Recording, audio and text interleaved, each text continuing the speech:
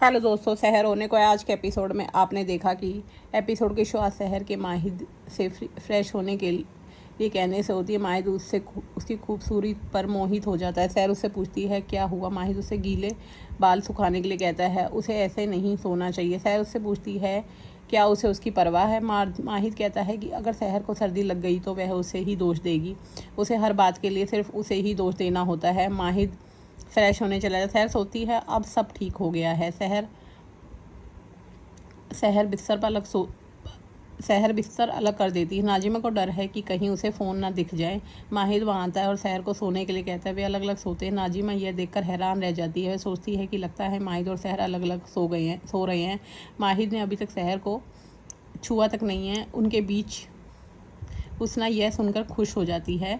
उसना देखती है कि नाजिमा बालकनी में छिपी हुई है। नाजिमा उससे उसकी मदद मांगती है। इस बीच फरीद कोसर से पूछता है क्या वह चाहती है कि वह अमल को सच बता दे। कोसर सोच रही होती है कि अमल उसकी बेटी है, इसलिए वह सर्टिफिकेट उसके पास लाई है। कोसर उससे पूछती है क्या उसे नहीं लगता कि अमल भी उसकी बेटी है। फरीद कहता है कि वह ज़्यादा सोच रही है। वह नहीं चाहता कि उसकी बेटी कोसर के साथ समय बिताए। वह उससे कहता है कि वह उसकी बेटी से सारे रिश्ते तोड़ दे। कोसर फरीद को मोबाइल लौटा देती है। वह उसे बताती है कि अमल ने उसे ये मोबाइल तोहफे में दिया है। फरीद उससे कहता है कि वह मोबाइल वापस नहीं ले सकता, इससे उसकी बेटी का दिल टूट जाएगा। थोड़ी देर बाद हुस्ना माहिद के दरवाजे पर दस्तक देती है। सहर सोचती है कि इस समय कौन दस्तक दे रहा है। उसे डर लगता है कि दादा हुजूर को कुछ हो गया है। सहर उसे नेगेटिव बातें करने के लिए डांटती है। हुस्ना माहिद से झूठ बोलती है कि उसकी तबीयत ठीक नहीं है, उसे चक्कर आ रहे हैं। माहिद कहता है कि अगर फ़ोन आता है तो वह उसके कमरे में आ जाएगी। माहिद कहता है कि अगर उसको ठीक नहीं लग रहा तो वह उसके कमरे में रेस्ट कर सकती है। वह कमरे में रेस्ट करते हुए हुस्ना सहर से अपने कमरे में पानी लाने को कहती है। नाजिमा फ़ोन लेकर उसके कमरे में से भाग जाती है। इस बीच माहिद हुस्ना से पूछता है क्या सहर ने उसे गज़ल के कपड़ों के रंग के बारे में पूछा था। हुस्ना को लगता है कि सहर निर्दोष है। वह सहर को फंसाने की कोशिश कर रही है। हुस्ना उससे कहती है कि वह इतना भोला ना बने।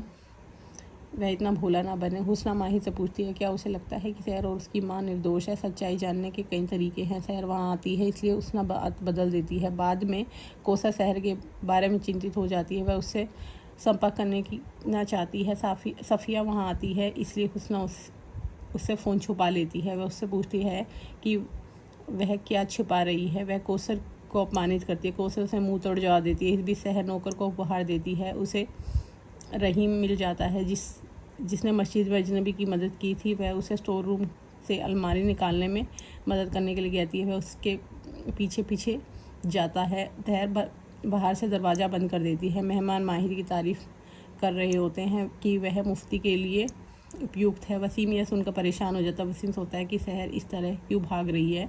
बाद में सफ़िया कोसर से बहस करती है। वह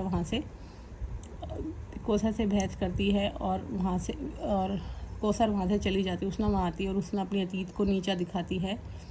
उसना वहाँ आती है और उसना उसे नीचा दिखाती है। वह शिकायत करती है कि परवेज़ नकली नोटों से पैसे चुरा रहा है। वह उसे दिखाती है कि कोसर उससे कहती है कि वह इसके बारे में उससे बात करे। वह इस बारे में उसके पति से बात करे। उसे अपनी बेटी को इसके लिए दोषी नहीं ठहराना चाहिए। उसने उसे बताती कि सहर अलग सो रही है। बाद में सहर माहिद को स्टोर रूम में ले जाती है। वह उसे बताती है कि उस व्यक्ति को पकड़ लिया है जो मस्जिद में कबाब लाया था। माहिद रहीम से पूछता है क्या सहर ने उसे वहाँ कबाब लाने का आदेश नहीं दिया था। रहीम हाँ में सिर हिलाता है। सहर उसे झूठ बोलने के लिए डांटती है। माहिद कहता है कि उसने यह नहीं कहा कि कबाब मस्जिद में तैयार हुए थे, इसलिए उसने स्वीकार किया कि उसने कबाब खरीदे थे। उसे ऐसा करने का आदेश किसने दिया था। अब आगे के एपिसोड में आप देखिए कि क्या माहिद जान पाएगा कि मस्जिद में कबाब कौन लाया था और कौन माहिद को पागल करने की कोशिश कर रहा है। अब आगे का एपिसोड जानने के लिए हमारे चैनल को लाइक और सब्सक्राइब कीजिए।